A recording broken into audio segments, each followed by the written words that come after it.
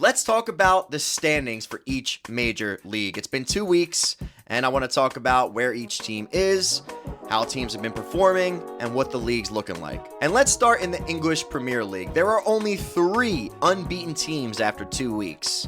Arsenal, Liverpool, and Tottenham. What? Tottenham has been a huge surprise. Ever since they won Europa, they have been on a roll. They almost beat PSG to win the Super Cup, and going into this season, they were on fire, and they beat Manchester City, a team that's supposed to be a juggernaut, 2-0. Arsenal scraped by Man United, which was not a very impressive performance, especially considering Man United hasn't had a win yet. Then they beat Leeds 5-0. Why'd you gotta do that to Leeds, man? Why'd you gotta beat up on Leeds like that, you scumbags? Liverpool kicked off the season with a win, and then this past weekend, they almost had a draw. Newcastle United took them 2-2 to extra time, and they got 11 extra minutes of extra time, which was kind of a lot considering there wasn't that much stoppage of play to warrant that much time. And of course, in the 10th extra minute, their 16-year-old player from Chelsea Academy, Rio Namoha, scored the winner. Sorry. Alexander Isak still hasn't played for Newcastle, and that saga, that dramatic saga, continues. Chelsea FC sitting in 4th place after absolutely battering West Ham 5-1, and West Ham is a relegation team. They look abysmal. Graham Potter, he's got to go. The guy's just not an EPL manager. It's just unfortunate because he seems like a great guy. He is just not an EPL manager.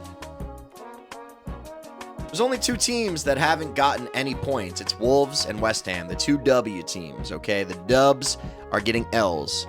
They have 0 points, and Wolves are in a tough spot because they are bad and have been bad for a while and have barely been escaping relegation. And if they don't make major adjustments, they're going to get relegated this season. But yes, Man United's woes continue. They prove that they are the most inept major club in the world. Even though they have major pull because of their endless years of success, they still cannot figure it out. They added players like Mateus Cunha, Benjamin Šeško, Ryan Mbomo, but it just hasn't been enough. And I'm starting to get the feeling that Amorim is not him. Then we go over to Spain, La Liga. And of course, we have some teams that you would expect to be in the top 3.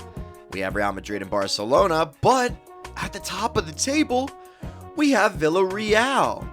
And tied with Mbappe for the leading goal scorer in La Liga, we have a Canadian in Spain who is tied with Mbappe. Tajon Buchanan, 3 goals in 2 matches. Mbappe, 3 goals in 2 matches. And Adrian Liso is tied with 3 goals as well. Getafe's man up front. Getafe sitting in 4th place with 2 victories. This is really, really interesting. Getafe and Villarreal, 2 teams that are usually middle of the table, are at the top right now. La Liga could be getting shaken up. One interesting thing about another major contender in La Liga, Atletico Madrid, have 0 wins. They haven't won yet. Atletico Madrid is a bit of a mess. You would think a team with Antoine Griezmann, Conor Gallagher, Julian Alvarez, Alexander Sorloth would have enough sauce to at least get 1 win by now, but no, 0 wins. And of course, the teenage phenomenon, the star boy himself, now 18 years old, entering this La Liga campaign, Lamine Yamal, with 1 goal, 2 assists in 2 matches, so not too shabby from Mr. Yamal.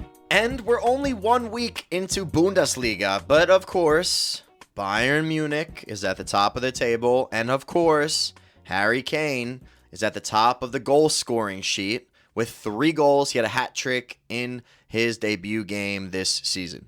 And Eintracht Frankfurt looked really good in their first game, and they just managed to keep having really good young talent. Jean Mateo Bahoya has 2 goals in only 1 match, and he's a really, really good talent. So even though they lost Ekitike and Marmoush last season, they still have really talented players and can still challenge for top of the Bundesliga table. Leverkusen without Xabi Alonso looks like they are in trouble because they lost their first match and they didn't look very good. And Red Bull Leipzig is seemingly in trouble. They lost Benjamin Šeško. They seem to be about to lose Xavi Simons to Chelsea, and they're a team that might be in a little bit of trouble.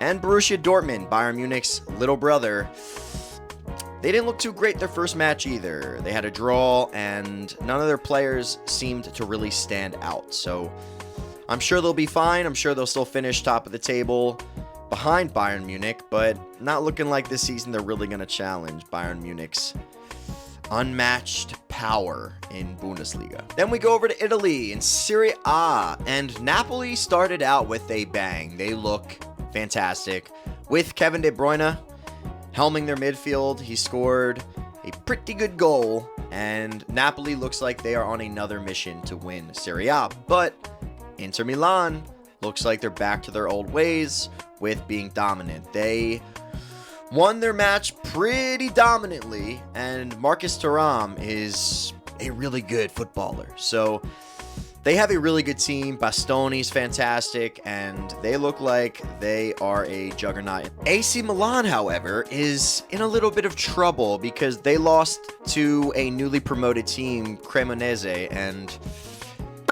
that's not good, okay? You need to win matches against teams that are newly promoted. You just need to. Speaking of newly promoted teams, Como came in and looked quite good. They won their first match pretty decisively against Lazio, a mainstay in Serie A.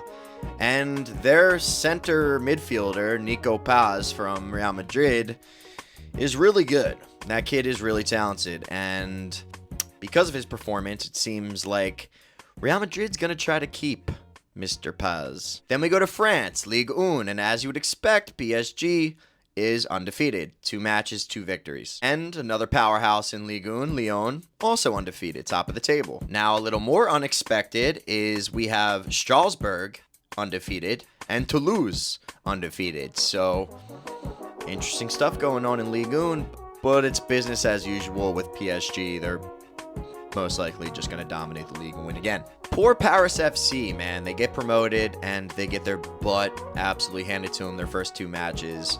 And for a team named Paris FC, you would think they'd be better. But that's all of the news I have from the 5 major leagues around the world.